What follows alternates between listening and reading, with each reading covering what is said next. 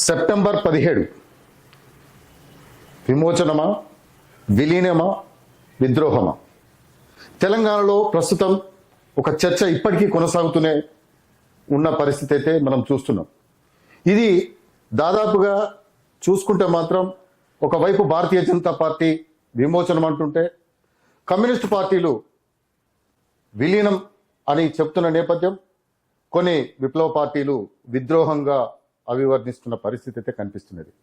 అసలు అప్పుడు జరిగిందేంటి? నాటి జరిగిన ఉద్యమం ఏంటి? తెలంగాణ సాయుధ రైతాంగ పోరాటం ఎందుకు చేయాల్సి వచ్చింది? మరి బీజేపీ ఎందుకు ఇట్లా చిత్రీకరిస్తుంది? దాని వెనుక కుట్రకోణం ఏమై ఉంటుంది? మరి ఈ తెలంగాణ ఉద్యమానికి సంబంధించి గతంలో జరిగిన వివరాలను మొత్తం ప్రజలకు చేసేందుకు ఒక ప్రచారం కొనసాగుతున్నది. అప్పటి నిజాలను తెలియజేసేందుకు ఒక ప్రచారాన్ని విస్తృతంగా చేస్తున్న పరిస్థితిని మనం చూస్తున్నాం.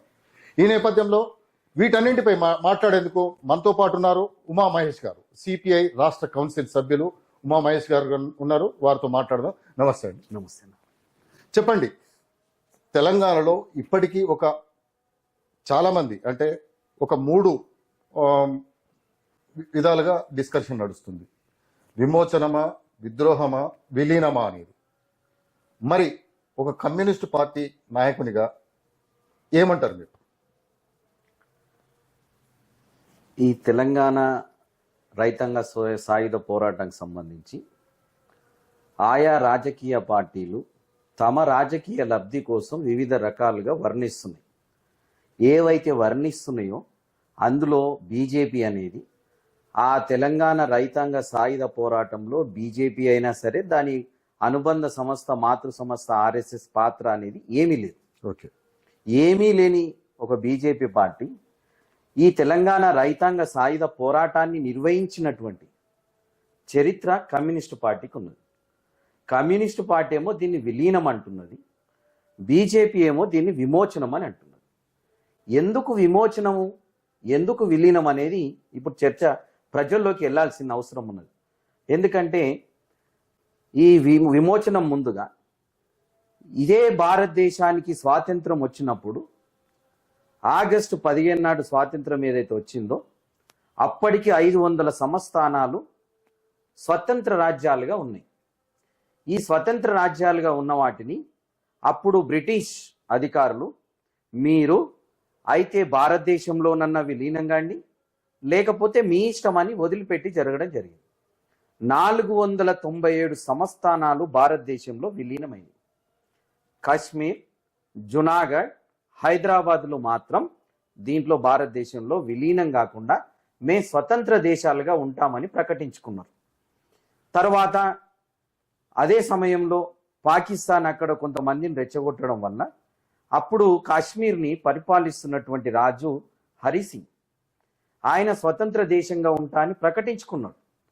ప్రకటించుకున్నప్పుడు అక్కడున్నటువంటి షేక్ అబ్దుల్లా ఇప్పటికీ బతుకున్నాడు. వాళ్ళు తరం సంబంధించినటువంటి మేము భారతదేశంలో విలీనమైతామని పోరాటం చేశారు. రాజా హరిసింగ్కి వ్యతిరేకంగా పోరాటం చేస్తే ఇది ఎక్కడో ఉన్నదని రాజా హరిసింగ్ భారతదేశ ప్రభుత్వానికి మేము భారతదేశంలో కలుస్తాం అని చెప్తే భారతదేశంలో కలుపుకున్నారు. అయితే కాశ్మీర్ని అక్కడ విలీనం అని అంటున్నారు బీజేపీ వాళ్ళు. కాశ్మీర్ని అక్కడ విలీనం అని అంటున్నారు. ఎందుకు మరి? రాజా హరిసింగ్ ఆయన ప్రకటించుకున్నాక కలిసిండి కదా, మరి విలీనం అని అన్నారు. మరి ఇక్కడ తెలంగాణ సాయుధ పోరాటం జరిగినప్పుడు హైదరాబాద్ సంస్థానం భారతదేశంలో కూడా విలీనం అయింది కదా, మరి ఇక్కడ విలీనం అని ఎందుకు అన్నాడు? ఇక్కడ విమోచనం అని ఎందుకు అంటున్నాడు? అంటే ఒక దగ్గరనేమో విలీనం, ఒక దగ్గరేమో విమోచనం. ఇక్కడే మనం ఆలోచించుకోవాల్సింది దాని వెనుకాల ఉన్నటువంటి రాజకీయ కుట్రలు. ఓకే, ఇది ఖచ్చితంగా. అందుకనే ఇప్పుడు అంటున్నాం, విమోచనం ఎవరికి జరిగింది? విమోచనం అంటే ఒక రాజు పోయి ఇంకో రాజు ఆధీనంలోకి పోలే, మనం భారతదేశంలో కలిసినాం. వేరే రాజు తీసుకొని మనం పెట్టుకోలే కదా, భారతదేశంలో కలిసినాం. కాబట్టి దీన్ని విలీనం అని అంటున్నాం. అదేవిధంగా ఈ తెలంగాణ రైతాంగ సాయుధ పోరాటం జరిగిందే హైదరాబాద్ సంస్థానాన్ని భారతదేశంలో కలపాలని జరిగిన పోరాటం ఇది. అంతేగాని తెలంగాణ సాయుధ పోరాటం మేము సపరేట్గా హైదరాబాద్ సంస్థానం మేల్కుంటామని జరగలేదు కదా. ఇది భారతదేశంలో కలపబడ్డది కాబట్టి దీన్ని విలీనం అని అంటున్నాం మనం. అంటే తెలంగాణ సాయుధ రైతాంగ పోరాటం జరిగింది కూడా నిజాంకు వ్యతిరేకంగా జరిగిందని అనుకోవచ్చా, లేకపోతే అప్పుడు లాస్ట్ దశలో అటు సైన్యం అంటే దేశానికి సంబంధించిన కేంద్ర బలగాలు వచ్చి సాయుధ రైతాంగ పోరాట కార్యకర్తలను ఊచకూత వచ్చిన సందర్భం ఉన్నది. దాన్ని ఎట్లా చూస్తారు? అంటే సాయుధ రైతాంగ పోరాటం జరిగింది విలీనం కోసం అని మీరు అంటున్నారు, కానీ పుచ్చలపల్లి సుందరయ్య గారు రాసిన దాంట్లో మాత్రం ఆ వర్డ్ లేదు. కేవలం ఈ దీనికోసమే ఫైట్ చేశామని చెప్పేసి అంటున్న పరిస్థితి ఉంది. ఎట్లా? ఆ తెలంగాణ రైతాంగ సాయుధ పోరాటం అనేది ఇక్కడ హైదరాబాద్ సంస్థానాన్ని పరిపాలిస్తున్నటువంటి రాజు అయినటువంటి నిజాం, ఆయన స్వతంత్ర దేశంగా ఉండాలని అనుకున్నాడు. స్వతంత్ర దేశంగా ఉండాలని అంటే ఆయనకు సైన్యం కావాలి. ఆ సైన్యం పేరే రజాకార్. ఈ హైదరాబాద్ సంస్థానం చుట్టూ ఉన్నటువంటి ప్రాంతాలన్నీ నిజాం ఆధీనంలో ఉన్నా కానీ కింద ఎవరు పరిపాలిస్తున్నారు? భూస్వాములు పరిపాలిస్తున్నారు. భూస్వాములు ఏం చేస్తున్నారు? ఇక్కడి ప్రజల చేత వెట్టి చాకిరి చేయిస్తున్నారు. ఈ వెట్టి చాకిరికి వ్యతిరేకంగా జరిగిన పోరాటం ఇది. ఈ వెట్టి చాకిరి ఎవరికి వ్యతిరేకంగా జరిగింది? భూస్వాములు. అక్కడ హిందువులు ఉన్నారు. మెజారిటీగా ఈ రజాకార్ సైన్యంలో ఉన్నదంతా హిందువులే. కేవలం దానికి అధ్యక్షుడు కాసిం రజ్వీ, ఉపాధ్యక్షుడు విష్ణు రామచంద్రారెడ్డి. దీనికి కింద అన్ని ప్రాంతాలు ఎక్కడికెక్కడ సంస్థానాలన్నీ హిందువుల చేతిలోనే ఉన్నాయి. కాబట్టి ఈ తెలంగాణ రైతాంగ సాయుధ పోరాటం జరిగింది అని అంటే భూస్వాములకు వ్యతిరేకంగా జరిగింది. తర్వాత దీన్ని అప్పుడు భూస్వాములకు వ్యతిరేకంగా జరిగినప్పుడు ఏం చేసిర్రు? కమ్యూనిస్టులు, ఆంధ్ర మహాసభ పేరుతోటి కమ్యూనిస్టులు దీన్ని ఆధీనంలోకి తీసుకొని 3000 గ్రామాలను విముక్తి చేసింది. ప్రజలందరికీ, భూమి లేని ప్రజలందరికీ ఈ దొరల పట్టాలు, భూస్వాముల యొక్క భూములను 10 లక్షల ఎకరాలను పంచింది. 4500 మంది అమరులు అయ్యారు. అయినప్పుడు ఇది 1947 సెప్టెంబర్ 11న ప్రారంభమైంది. 1948 అంటే సంవత్సరం అయింది. అప్పటి వరకు ఈ యూనియన్ సైన్యం రాలేదు. ఇక్కడ ఊచకోత జరుగుతున్నది. ఇక్కడ రజాకారులు ఈ దేశ ప్రజలను అంటే హైదరాబాద్ సంస్థాన ప్రజలను చంపేస్తున్నారు. అప్పటి వరకు యూనియన్ సైన్యం పట్టించుకోలేదే.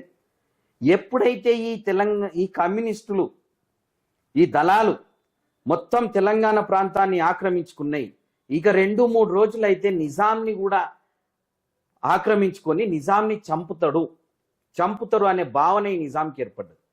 ఇదే వార్త భారతదేశ ప్రభుత్వానికి వెళ్ళింది. ఆ ప్రభుత్వానికి వెళ్ళినప్పుడు కమ్యూనిస్టులు ఒకవేళ ఈ ప్రాంతాన్ని ఆధీనంలోకి తీసుకుంటే, ఈ చరిత్ర ప్రజలకు వెళితే కమ్యూనిస్టులను ప్రతి ప్రాంతంలో ఆదరిస్తారు, కమ్యూనిస్టులు ఎదుగుతారు అనే ఒక భావన ప్రధానమంత్రి జవహర్లాల్ నెహ్రూకి వెళ్ళింది. అప్పుడు ఇక్కడికి యూనియన్ సైన్యం వచ్చింది. అంతే తప్పించి వీళ్లకు నిజాంని లొంగ తీసుకోవాలని రాలేదు. ఒకవేళ అంటే యూనియన్ సైన్యాలు వచ్చిన నేపథ్యం అయితే మనకు తెలుసు. ఈ సైన్యాలు వచ్చినా కూడా సాయుధ రైతాంగ పోరాటం చేస్తున్న దళాలపై పడి ఊచకూత వచ్చిన సంఘటన ఉంది.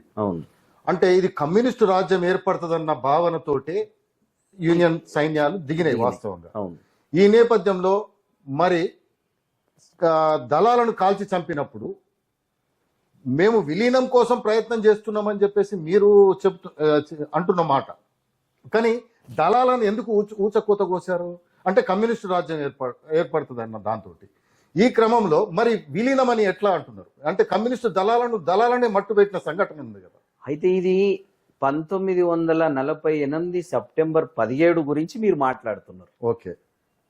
అప్పుడు 1948 సెప్టెంబర్ 17 తర్వాత కూడా తెలంగాణ రైతాంగ సాయుధ పోరాటం ఇక్కడ జరిగింది. అప్పుడు సాయుధ రైతాంగ పోరాటాన్ని ఎవరు విరమించుకోలేదు. ఎందుకు విరమించుకోలేదు అనేది కూడా తెలవాలి ప్రజలకు. ఎందుకు విరమించుకోలేదు? ఇక్కడ 10 లక్షల ఎకరాలు పేద ప్రజలకు పంచినాం. మళ్ళీ ఇక్కడ యూనియన్ సైన్యం వచ్చినాక ఇదే భూస్వాములు ఎక్కడ ఊర్ల నుంచి పారిపోయి వచ్చి నిజాం దగ్గర ఉన్నటువంటి భూస్వాములు కాంగ్రెస్ టోపీలు ధరించుకొని మళ్ళీ ఊర్లలోకి వెళ్ళారు. ఊర్లలోకి వెళ్ళి ఈ భూములు లాక్కుంటారని అనుకొని ఆ సాయుధ రైతాంగ పోరాటాన్ని దాన్ని అలాగే కొనసాగించారు 1951 అక్టోబర్ వరకు. ఎందుకు కొనసాగించిర్రు? పంచిన భూములు పేద ప్రజలకే చెందాలి అని. 1951 అక్టోబర్ నెలలో అప్పుడు ఇంకా సాయుధ పోరాటం జరుగుతున్నది. అప్పుడు ప్రభుత్వం ఎందుకు ఈ సాయుధ పోరాటాన్ని నిర్వహిస్తున్నారు అని అంటే, మేము పంచిన భూములు ప్రజలకే చెందాలి అని ఒక చట్టం తీసుకురండి అని అన్నారు. అప్పుడు జవహర్లాల్ నెహ్రూ అంటే అప్పుడు యూనియన్ ప్రభుత్వం ఈ చట్టం తీసుకొచ్చింది 38A. చట్టం ఏంది? ఎవరైతే భూమి ఎవరి స్వాధీనంలో ఉన్నది వాళ్ళకే చెందుతుందని చట్టం చేసినాకనే ఈ రైతాంగ సాయుధ పోరాటాన్ని విరమించుకున్నారు. అప్పటి వరకు ఈ విలీనం అనే చర్చ లేదు, విమోచన అనే చర్చ లేదు, విద్రోహం అనే చర్చ లేదు. Okay, right. అంటే ఇప్పుడు ఈ విలీనం అనేది ఒకవైపు, అంటే బీజేపీ ఒక కుట్ర కోణంలో బయటకు వస్తున్నది విమోచనం పేరుతోటి. అంటే మిగతా రాష్ట్రాలలో విలీనం అనుకుంటూ ఇక్కడికి వచ్చి విమోచనం అని చెప్పేసి, దాని వెనుక కుట్ర ఏం దాగున్నదని మనం అనుకోవచ్చు. వెనుక కుట్ర ఇది ఎవరు చేసిర్రు? కమ్యూనిస్ట్ పార్టీ చేసింది. ఓకే, వాళ్ళకి ఎవరు కావాలి? కమ్యూనిస్ట్ పార్టీ చరిత్ర చెప్పొద్దు ఇక్కడ. ఎవరి చరిత్ర చెప్పాలి? ఒక వ్యక్తిని. ఇప్పుడు చూస్తున్నాం వల్లభాయ్ పటేల్ ని సర్దార్ వల్లభాయ్ పటేల్. సర్దార్ వల్లభాయ్ పటేల్. Who is Sardar Vallabhbhai Patel? ఇక్కడ సాయుధ పోరాటం చేసిందా? చేయలేదు. ఇక్కడికి వచ్చి నిజాం రజాకారులను చంపిండా? చంపలేడు. నిజాంని ఇక్కడికి వచ్చి ఈ తెలంగాణ హైదరాబాద్ ప్రజల్ని హింసించినటువంటి నిజాంని గవర్నర్ గా చేసిండు. ఇక్కడ హింసించినటువంటి కాసిం రజ్వీని పాకిస్తాన్ పారిపోయేటట్టు చేసిండు. ఇక్కడ హింసించినటువంటి రజాకార్లను ఒక్కరిని కూడా అరెస్ట్ చేయలేదు. అంటే ఈ చరిత్ర రానున్న రోజుల్లో ప్రజలకు తెలిస్తే, వాస్తవాలు తెలిస్తే మమ్మల్ని ఇక్కడి నుంచి పంపిస్తారు, మళ్ళా కమ్యూనిస్టులకు ఆధారం దొరుకుతుంది, వీళ్ళు విస్తరింపజేస్తారు అనేది ఒక కుట్ర కోణం ఇందులో దాగి ఉన్నది. ఓకే, ఇది కుట్ర కోణం. ఈ కుట్ర కోణాన్ని ఎట్లా తీసుకురావాలి? ఇట్లా మామూలుగా చెప్తే ప్రజలు విన్నారు కదా, ఈ ప్రజల్ని మతం కోణంలోకి తీసుకొని వచ్చారు. అంటే ఏ మతం? అదే తెలంగాణ రైతాంగ సాయుధ పోరాటం అనట్లే వాడు. రజాకార్ సినిమాలు తీసి ఏం చేసిండు? హిందూ ముస్లింల మధ్య జరిగిన ఘర్షణగా చిత్రీకరించిండు. హిందూ ముస్లింల ఘర్షణ ఎక్కడ? ఇక్కడ హిందువులు ఎవరు ముస్లింలు? 90% భూస్వాములందరూ హిందువులే. 100% ప్రజలు ఎవరైతే పోరాటం చేసిర్రో, తిరుగుబాటు చేసిర్రో వాళ్ళందరూ హిందువులే. హిందూ భూస్వాముల పైన తిరుగుబాటు చేసిర్రు. ఇందులో ముస్లింలు కూడా పాల్గొన్నారు తిరుగుబాట్లు. నిజాంకి వ్యతిరేకంగా తెలంగాణ రైతాంగ సాయుధ పోరాటాన్ని నిర్వహించండి అని సంతకం పెట్టినటువంటి వ్యక్తుల్లో మగ్దు మొయినుద్దీన్ ఒక ముస్లిమే. నిజాం అరాచకాలను పత్రికల్లో రాస్తూ ప్రజల్ని చైతన్యవంతం చేస్తున్న వ్యక్తి షోయబుల్లా ఖాన్ కూడా ముస్లిమే. ఆయన ఒక్కడే కాదు, ఇప్పటికీ బతుకున్నాడు. ప్రజలు తెలుసుకోవాల్సింది ఏంటంటే, ఇప్పటికీ 99 సంవత్సరాల ఎంకే మొయినుద్దీన్ ఇప్పటికీ బతుకున్నాడు. ఆ రోజు తెలంగాణ రైతాంగ సాయుధ పోరాటం చేసిండు. ఆయన ఎవరికి వ్యతిరేకంగా చేసిండు? ముస్లిం రాజుకి వ్యతిరేకంగా చేసిండు. ఎవరికి సాయంగా చేసిండు? హిందూ ప్రజల కోసం చేసిండు.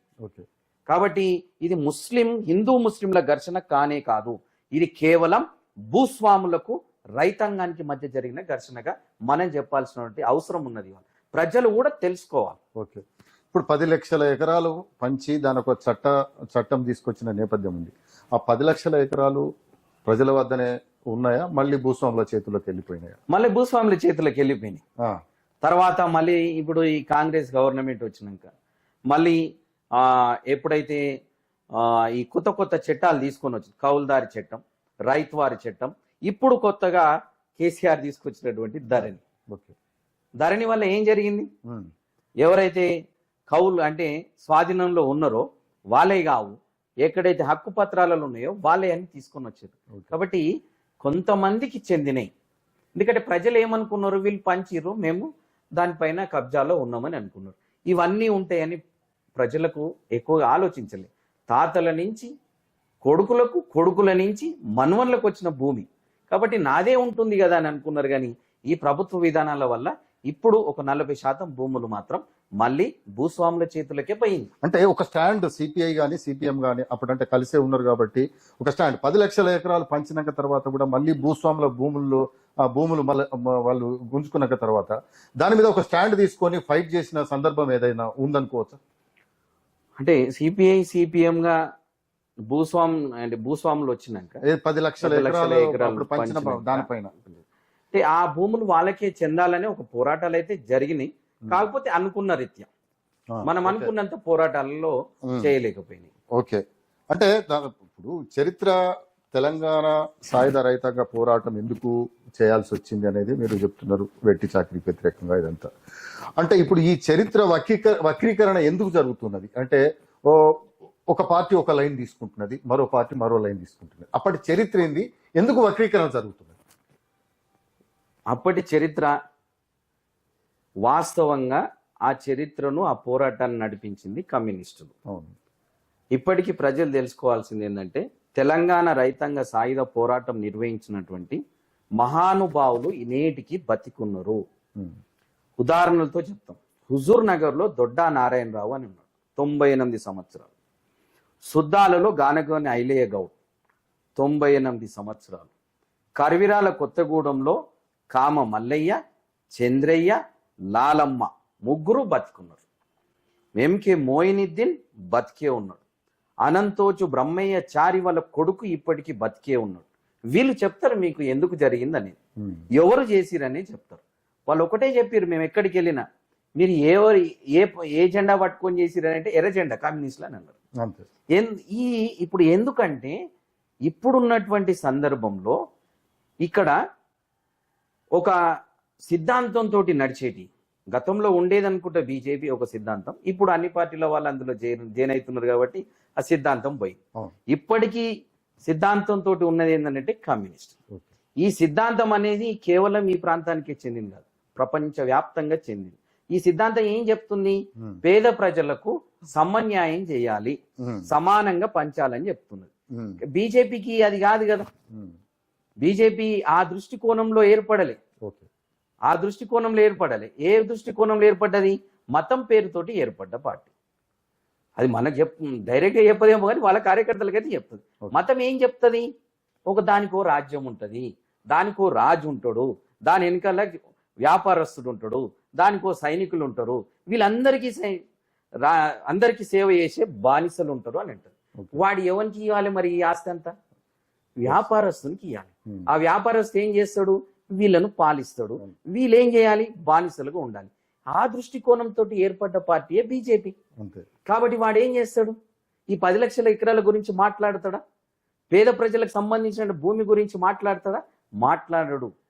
వానికి కావాల్సింది మతం పేరుతోటి ప్రజల్లో చిచ్చులేపి ఈ చరిత్ర ఏదైతే నిజమైన చరిత్ర ప్రజలకు తెలిస్తే మాకు ఇబ్బంది ఏర్పడుతుంది కాబట్టి దీన్ని వక్రీకరించాలంటే ఈ మతం పేరుతోటి వక్రీకరించింది అంతే. ఇందులో రాజకీయ కుట్రనే ఉన్నది.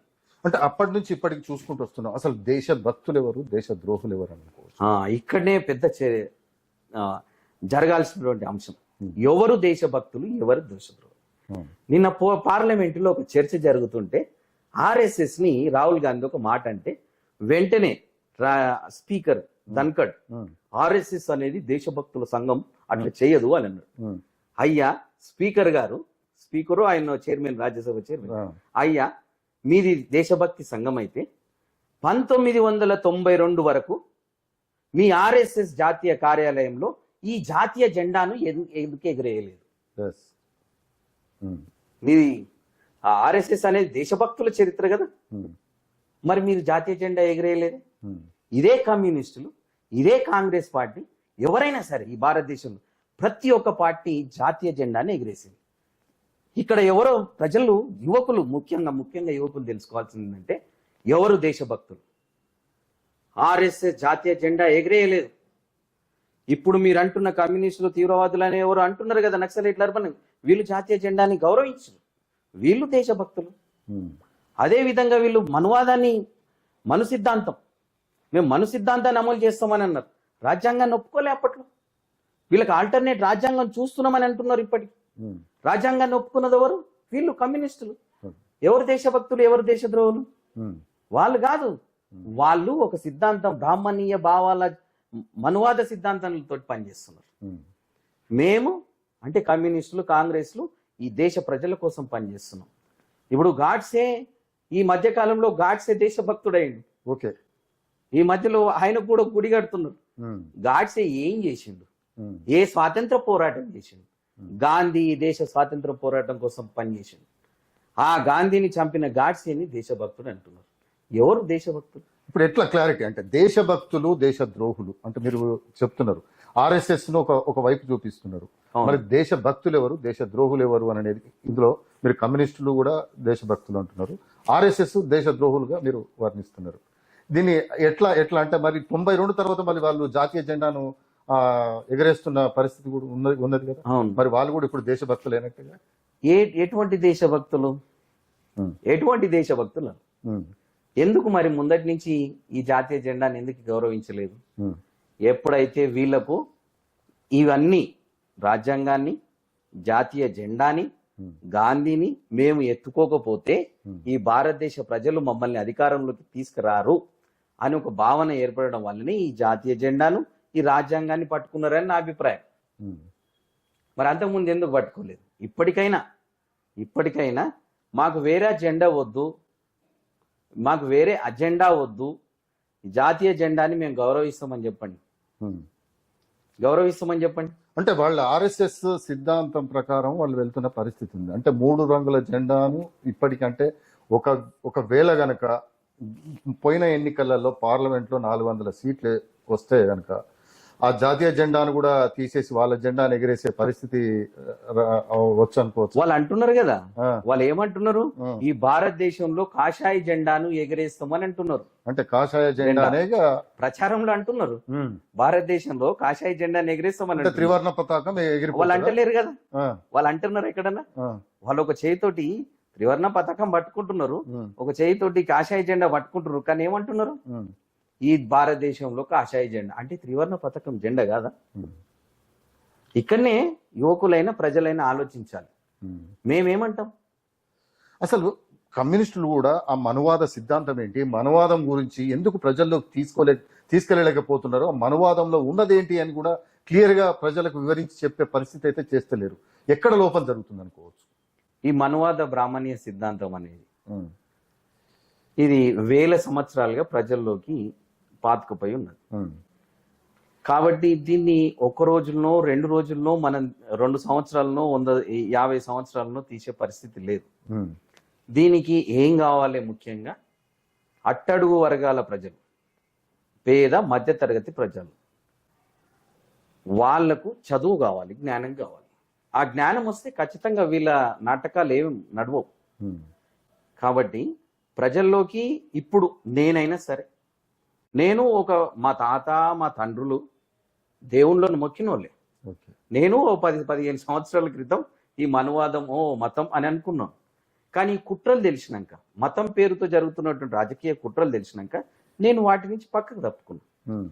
ఎంతో మంది అయ్యారు, ఇప్పుడు ఎంతో మంది, చాలా మంది అవుతున్నారు, ప్రజల్లోకి వ్యాప్తి చెందుతున్నది. కాకపోతే దానికి కొద్దిగా సమయం పడుతుంది ఖచ్చితంగా. ఓకే, అంటే ఇప్పుడు శివాజీ, ఇప్పుడు ఈ ఇటీవల కాలంలో శివాజీని తెరపైకి తీసుకొచ్చింది. శివాజీ ఎవరు, భగత్ సింగ్ ఎవరు, వీర సావర్కర్ ఎవరు, వీళ్ళందరూ ఎవరు, ఎక్కడి నుంచి? అంటే భగత్ సింగ్ అంటే తెలంగాణ, భారతదేశ విముక్తి కోసం అయితే ఏంటి అంటే ఎట్లా మరి ఈ శివాజీని మళ్ళీ తెరపైకి ఎందుకు తీసుకొచ్చింది అనుకోవచ్చు మనం? ఇప్పుడు చూడండి, భగత్ సింగ్ ని తెరపైకి తీసుకురాలే, శివాజీని తెరపైకి తీసుకొని వచ్చారు. ఇక్కడనే చూడండి, శివాజీ ఎవరు అని అంటే రాజు అని అంటారు. భగత్ సింగ్ రాజు కాదు కదా. వాళ్ళకి ఎవరిని చిత్రీకరించాలి? అక్కడ ముఖంలో ఎవరిని పెట్టాలి? రాజును పెట్టాలి. పార్లమెంట్ లో కూడా ఎవరిని పెట్టిరు? రాజదండాన్ని పెట్టిండు. నూతన పార్లమెంటులో రాజదండాన్ని పెట్టిరు, రాజుని అంటున్నారు. కానీ నీ కోసం, ఈ దేశం కోసం ఉరితాడిని ముద్దాడినటువంటి భగత్ సింగ్ ని నువ్వు కొనాడతలేవే. భగత్ సింగ్ నిజమైనటువంటి వాడు. ఈ దేశం కోసం నూనుగు మీసాలతోటి యవ్వనంలోనే ఈ భారతదేశ స్వాతంత్రం వస్తే తెల్లదొరలు పోయి నల్లదొరలు రావద్దు, సమాజం, సోషలిజం ఈ దేశంలో రావాలని కలలు కన్నటువంటి వాడు భగత్ సింగ్. ఆఖరిగా ఆయన కోరిక ఏంది? ఈ దేశంలో సోషలిజం రావాలి. ఒక కులం ఇంకో కులం పైన, ఒక మతం ఇంకో మతం పైన, ఒక దేశం ఇంకో దేశం పైన, ఒక ప్రాంతం ఇంకో ప్రాంతం పైన దాడి చేయనటువంటి సమసమాజం రావాలని కోరుకున్నవాడు భగత్ సింగ్. ఓకే. ఆ భగత్ సింగ్ నీళ్ళు చెప్తలేరు. శివాజీ, వీర శివాజీ, సావర్కర్, వీర సావర్కర్. శివాజీ ఎవరు? శివాజీ ఒక రాజ్యాభిషేకం పట్టాభిషేకం చేస్తానంటే బ్రాహ్మణులు ఓ శూద్రుడు పట్టాభిషేకం నేను చేయమును అని అంటే ఆఖరికి ఇచ్చి కలకత్తా నుంచి ఒక బ్రాహ్మణుని తీసుకొని వస్తే కాలుతోటి నుదుటి పైన తిలకం పెట్టాడు. అంటే హిందూ మతంలో శివాజీని ఇప్పుడు హిందూ మత రాజ్యాన్ని అంటారు కదా, హిందూ మతంలో రాజు శూద్రుడైనా సరే పట్టాభిషేకం అనర్హుడు అని అంటున్నారు. కాబట్టి ఇవాళ శూద్ర కులాలైనటువంటి అన్ని కులాలు, ఎస్సీ, ఎస్టీ, బీసీ, రెడ్లు, వెలమ, కమ్మ, కాపు, వీళ్ళందరూ శూద్ర కులాలే. ఒక్కసారి ఆలోచించండి, మనం రాజ్యాభిషేకం చేస్తే ఈ బ్రాహ్మణుడు తట్టుకోలేరు. శివాజీని చంపడానికి కొరియర్ గా పనిచేసినటువంటి వాడు కూడా బ్రాహ్మణుడే. అందుకనే శివాజీ ఎవరు అనే పుస్తకం రాసినటువంటి గోవింద్ పనసారిని ఈ మనువాదులు చంపేశారు. ఇప్పుడు చరిత్ర అందరికి వస్తున్నది, అందరికి తెలుస్తున్నది. కాబట్టి బీజేపీ, ఆర్ఎస్ఎస్ లాంటి వాళ్ళు కొద్దిగా వెనుకడు చేస్తున్నారు. ఈ వెనుకడుగు ఇంకా రావాలి. వీర్ సావర్కర్ ని తీసుకొని వచ్చారు. ఓకే. వీర్ సావర్కర్ ని దేశభక్తుడు అని అంటున్నారు. ఇప్పుడు వర్ధంతి జయంతి 15-20 సంవత్సరాల క్రితం ఈ వర్ధంతులు, జయంతులు వీర్ సావర్కర్ ఆయన తెలియదు. వీర్ సావర్కర్ ఎవరు? 12 సార్లు బ్రిటిష్ రాణికి క్షమాభిక్ష అడిగినటువంటి వ్యక్తి వీర్ సావర్కర్. ఒకవేళ నేను జైలు నుంచి బయటికి వస్తే బ్రిటిష్ ప్రభుత్వానికి విధేయునిగా ఉంటాను అని వచ్చినటువంటి వ్యక్తి వీర్ సావర్కర్. అంతే. అటువంటి వాడు స్థాపించినటువంటి ఆర్ఎస్ఎస్ ని, అటువంటి వాడిని ఇలా మీరు జయంతులు, వర్ధంతులు జరుపుతుంటే మిత్రులారా, అయితే ప్రజలు, యువకులు, విద్యార్థులు గమనించండి. అయ్యా, క్షమాభిక్ష కోరినటువంటి వ్యక్తి మీకు దేశభక్తుడైతాడా? క్షమాభిక్ష కాదు, ఉరి శిక్షను కూడా నేను లెక్క చేయను ఈ దేశ ప్రజల కోసం, నా ప్రాణాన్ని లెక్క చేయనని చెప్పినటువంటి భగత్ సింగ్ మీకు దేశభక్తుడైతాడా అనేది యువకులు, విద్యార్థులు, ప్రజలు ఆలోచించాల్సిన అవసరం. అంటే గాంధీ చరిత్రను, భగత్ సింగ్ చరిత్రలను కాలగర్భంలో కలిసే కుట్ర కూడా జరుగుతుందని అనుకోవచ్చు. ఖచ్చితంగా.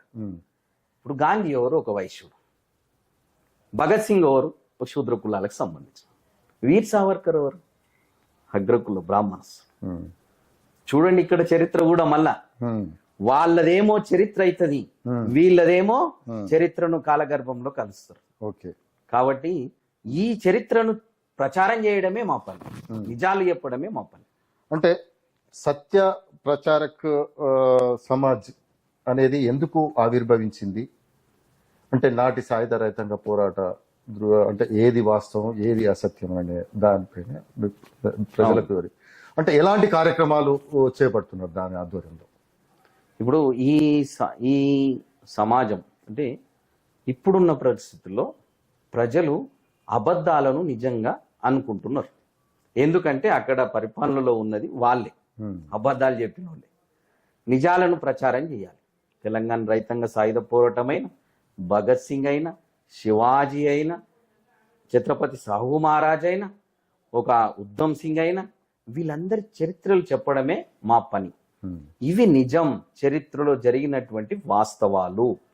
వాళ్ళు చెప్పేటి అన్ని ఒక కుట్ర కోణంలో ఉన్నది. కాబట్టి వీళ్ళేం కోరుకున్నారు, వాళ్ళేం కోరుకున్నారు అనేది ప్రజల్లోకి చెప్పడమే. దీనికోసం సభలు, సమావేశాలు, కరపత్రాలు, మీలాంటి మీడియా మిత్రులు, సోషల్ మీడియా, ప్రతి ఒక్క ప్లాట్ఫామ్ ని మేము ఎంచుకుంటున్నాం. ప్రతి ఒక్క ప్లాట్ఫామ్ ని మేము కేవలం నా మాటనే కాదు, దీనికి కావలసినటువంటి రుజువులు ఉన్నాయి. మేము ఏదైతే మాట్లాడుతున్నామో ఆ రుజువుతోటే మేము మాట్లాడుతున్నాం. ఓకే. అంటే రేపు సెప్టెంబర్ 17న ఒకవైపు విలీనం సభలు, ఒక వైపు విద్రోహం సభ అధికారికంగా జరపబోతున్నారు. ఒక కమ్యూనిస్ట్ పార్టీ నాయకునిగా ప్రజలను ఎటువైపు వెళ్ళమని మీరు సూచిస్తారు? ప్రజల్లారా, మేం మాట్లాడేది ఒకటే, ఇది భారతదేశంలో కలిసింది. హైదరాబాద్ సంస్థానం అనేది భారతదేశంలో కలిసి యూనియన్ చెప్పినటువంటి దాంట్లో ఒక రాష్ట్రంగా కలిసిన. కలిసినాం కాబట్టి దీన్ని విలీనం అని అంటున్నాం. విమోచనం అంటే ఎవరిలో కలవకపోతే విమోచనం అని అంటారు. కాబట్టి దీన్ని అర్థం చేసుకోండి మీరు. అంటే రెండూ అధికారికంగానే జరుగుతున్నది. ఒకటి కేంద్ర ప్రభుత్వం నిర్వహిస్తున్నది, ఒకటి రాష్ట్ర ప్రభుత్వం నిర్వహిస్తున్నది. కాబట్టి ప్రజల్ని కన్ఫ్యూజన్ లో పడేసే పరిస్థితి ఉంది. కేంద్ర ప్రభుత్వం వాళ్ళకి కావాల్సింది నిజం చెప్పొద్దు, విమోచనం అని అంటున్నారు. కాబట్టి నేను అదే అంటున్నా ప్రజలకు, వాళ్ళు అబద్ధాలు ఆడుతున్నారని నేను డైరెక్ట్ చెప్తున్నా. ఈ బీజేపీ ప్రభుత్వము, కేంద్ర ప్రభుత్వము ఇది విమోచనం అయితే కాశ్మీర్ని కూడా విమోచనం అనండి. ఒకవేళ కాశ్మీర్ని విలీనం అంటే దీన్ని కూడా విలీనం అనాల్సిందే. లేదు అనంటే ఇదే రాజకీయ కుట్రకోణం. ఇదే మేము ప్రజలకు చెప్తాం. ఓకే, అంటే ప్రజలు ఎటువైపు వెళ్ళాలని చెప్పేసి ఖచ్చితంగా విలీనం వైపు వెళ్ళాలి. ఎందుకంటే ఇది సాక్ష్యం. ఓకే, ఇది సాక్ష్యం. వాడు అక్కడ కాశ్మీర్ని విలీనం అంటున్నారు, ఇక్కడ విమోచనం అంటున్నారు. ఇది కూడా భారతదేశంలో కలిసింది కాబట్టి విలీనం, ఇది సాక్ష్యం. ఇప్పటికీ మీరు బతికున్న రైతాంగ సాయుధ పోరాట వీరుల దగ్గరికి వెళ్ళండి, వాళ్ళేం చెప్తారో కూడా వినండి. Okay, right. థ్యాంక్ యూ అండి. Thank you.